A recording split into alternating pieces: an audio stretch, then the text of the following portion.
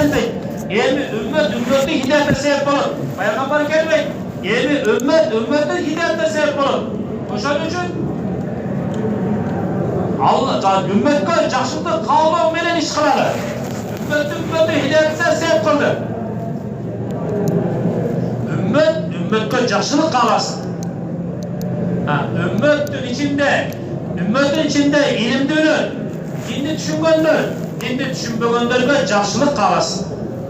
Emdege, alar dağı Allah'ın akısını aktarıcı olsun, adamların akısını beren üçün eden olsun. Oşo sebepte Kur'an'da Allah Teala sizler en жақсы ümmet boldular. Kuntum hayra ummetin uhricet linnas. Sizler en жақсы ümmet boldular. Sizler adamlarga жақшылық қалайсыңар. Özüңөрдүн менетиңер менен ümmetке жақшылық қалағыла, özüңөрдүн дуаңар менен, özüңөрдүн менетиңерге күч талап кылгыла. Ошон үчүн бул менетте eң birinci özümüzdün tərbiyatımız. Başkalarına жақсылық қалау менен. Başkalarına жақсылық қалаймыз, özümüz amalga beken bolobuz. Özümüz amalga байланабыз. Başkalarına жақсылық қалаймыз.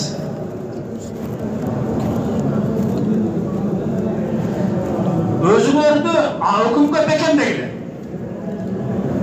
Ошон үчүн her bir adamda bir mevkeçik istikamet, ikinci cevapket nusrat.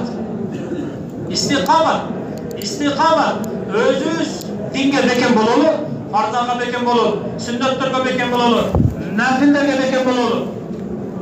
Hiçbir farz boynunuzda kalmasın. Hiçbir farz boynunuzda kalmasın. Kaza namazlarda kalmasın. Kaza oruçlarda kalmasın. Kaza zekatlarda kalmasın. Oşon üçün bizde meylette жүргөндөр бардығының мойнында bir дағы farz kaza olmasın. Anın жолу қандай? Anın жолу bundan бұл жағыны bir de farzı kaza kılmaydı. Şu күнгө чейин kaza olғандарды толық алып аткара. Şunu айтат istikamet деп. Eң birinci istikamet farz amallarga. Ekinci emdeket İkinci nusrat. Nusrat dinge jardamчы болот. İstikamet жекече жашоодо болсун. Nusrat жалпы жашоодо болсун. Ошон үчүн баары жалпы машвара менен, Алла жолуна жамаат болуп чыгуу менен, жалпы ушундай чогулуштар менен баарыбыз эмне кылабыз? Динге nusrat кылабыз. Динге жардамчы болобуз. Мына ушул Peygamberimizin davatında her bir adamın cekeçe yaşosuna istikamet gelsin, her bir adamın calpı yaşosuna nusrat gelsin. Her bir adam cekeçe yaşosuna, infiradi yaşosuna istikamet gelsin, alemi içtimai yaşosuna nusrat gelsin. Oşun için adamlarga uşul mehnetli kılgandın faydasını aytkıla.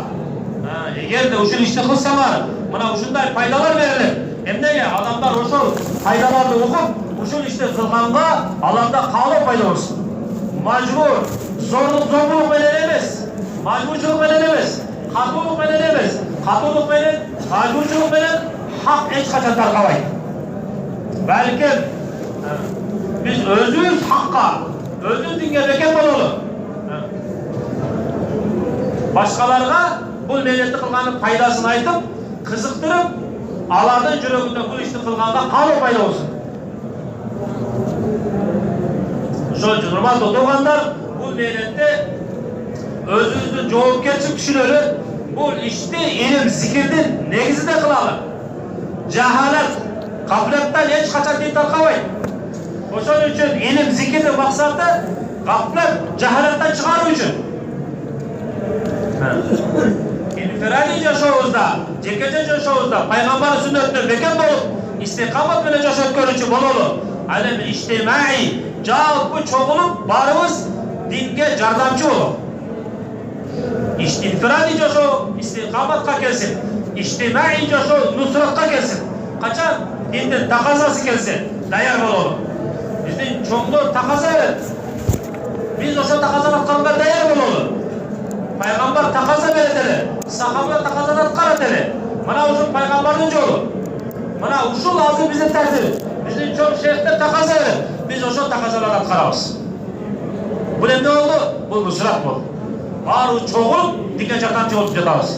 Uşun için bu meydan. Uşun o sene de kurarız inşallah.